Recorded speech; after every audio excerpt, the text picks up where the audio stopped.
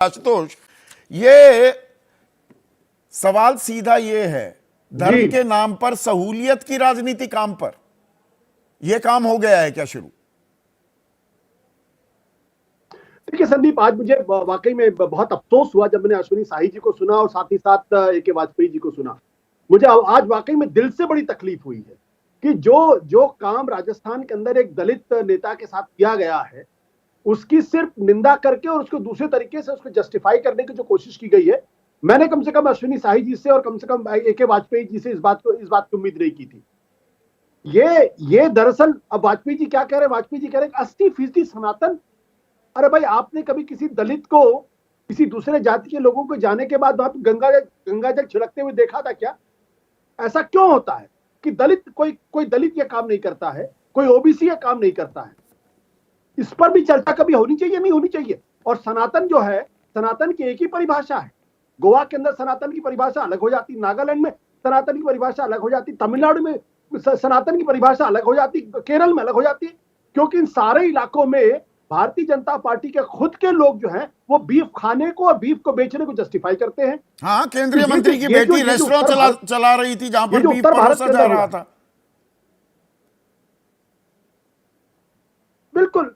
तो इसको क्या कहेंगे? मैं ये बहुत ही विभत्स, विकृत किस्म की राजनीति है और विकृत मानसिकता की बात है ये। इसके अलावा इसका कोई जस्टिफिकेशन नहीं है।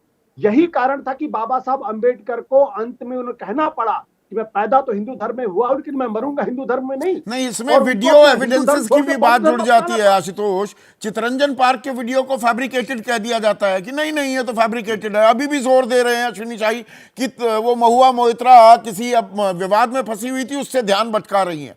किसी मुसलमान का वीडियो वायरल हो जाए, उसे अंतिम सत्य मान लिया जाता है। और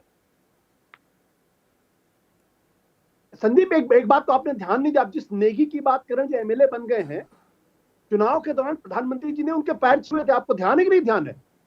उसके पहले भी नेगी यही काम कर रहे थे, पटपड़गंज के इलाके के अंदर कर रहे थे, नहीं कर रहे थे? तो प्रधानमंत्री जी कहते कुछ है, होता कुछ है।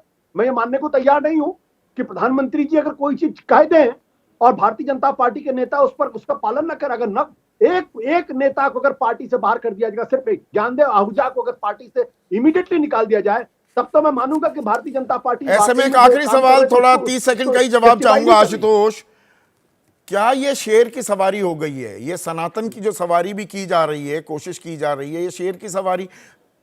ए.के. वाजपेयी ने सही कहा, अरे भाई 12-14 करोड़ के कार्यकर्ता, इतना बड़ा कार्यकर्ताओं का बेस, इक्का दुक्का कोई किसी ने कुछ कह भी दिया तो उसको इतना गंभीरता से क्यों ले रहे हैं? पर ये दरअसल बेलगाम बेकाबू दोनों तरफ के जो लोग हैं, ये शेर की सवारी शुरू हो गई है क्या?